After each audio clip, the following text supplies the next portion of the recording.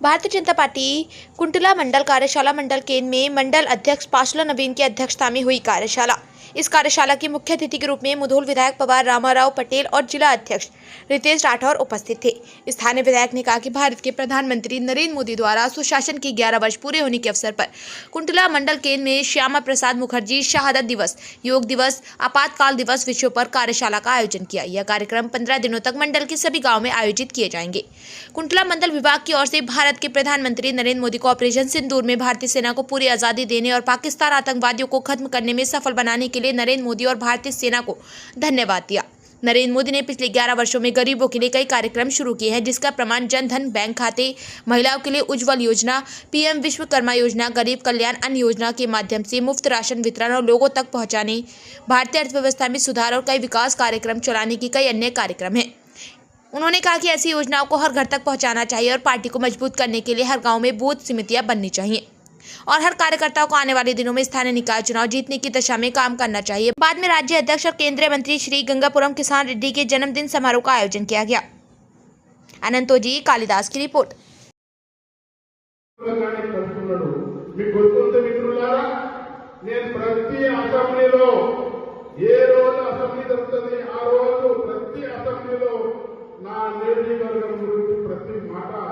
అసెంబ్లీలో మినిట్గా పోయింది. నేను ఒక్కటే నా నియోజకవర్గం గత 10 సంవత్సరాల్లో డెవలప్మెంట్ కావాలి, కానీ ఈ రోజు మా నియోజకవర్గం డెవలప్మెంట్ కావాలని ప్రతి పక్షంలో ఉన్నా కూడా నేను నా నియోజకవర్గం గురించి మాట్లాడుతున్నాను. మీరు ప్రతి చూస్తారు, ఇలా మినిట్ బుక్ తీయండి.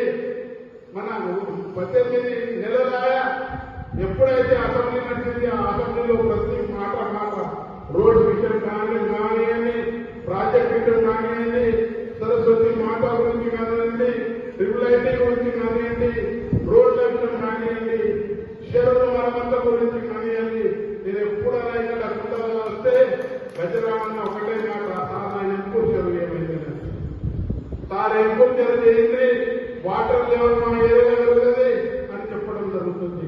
అది కూడా మరమ్మతం కోసం ఇన్స్ట్రుమెంట్ తయారు చేస్తున్నాను.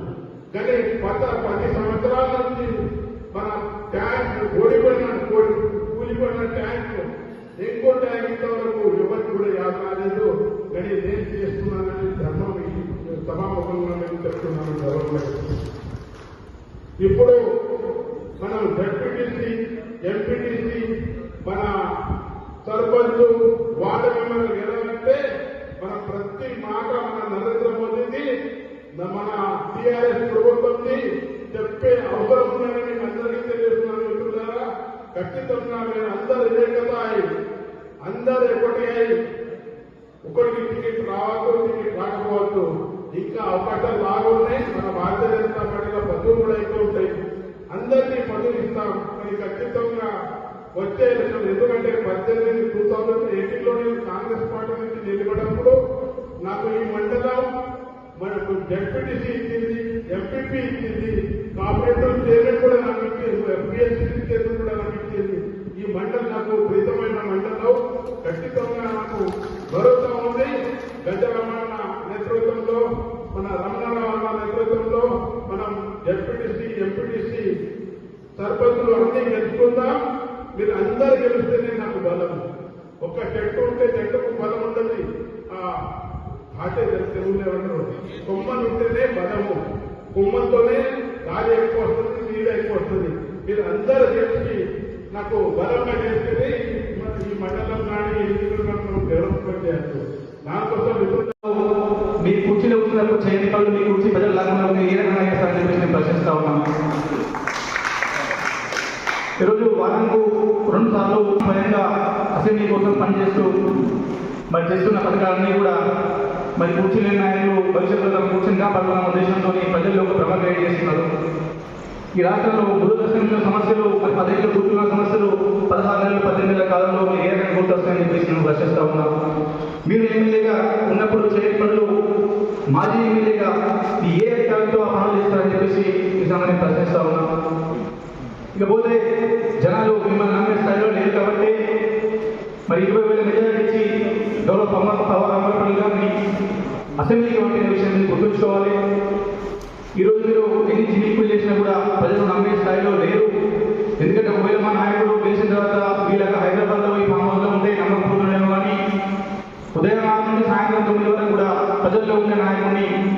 వాళ్ళ మనసులో పెట్టుకుంటారో ఈ జిమ్ముకు నమ్మని చెప్పేసి ఈ సందర్భంగా తెలియజేస్తా ఉన్నాం. ఇకపోతే ఈ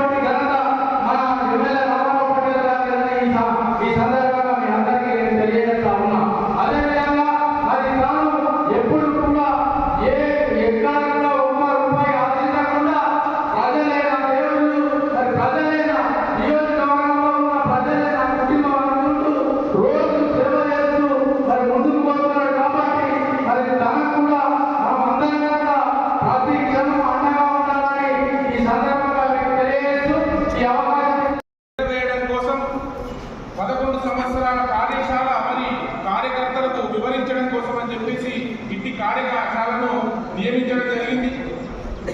దీనికి ప్రధాన వక్తగా నన్ను నియమించినటువంటి జిల్లా అధ్యక్షులు ఇంగ్లీష్ రాఘవుడు గారికి మరియు ఎమ్మెల్యే గారికి ప్రత్యేకమైనటువంటి ధన్యవాదాలు తెలియజేస్తూ, ముందుగా ఇటు కార్యశాలకు ఇచ్చినటువంటి కార్యశాలకు సభాధ్యక్షత వహిస్తున్న మండల అధ్యక్షులు పసుల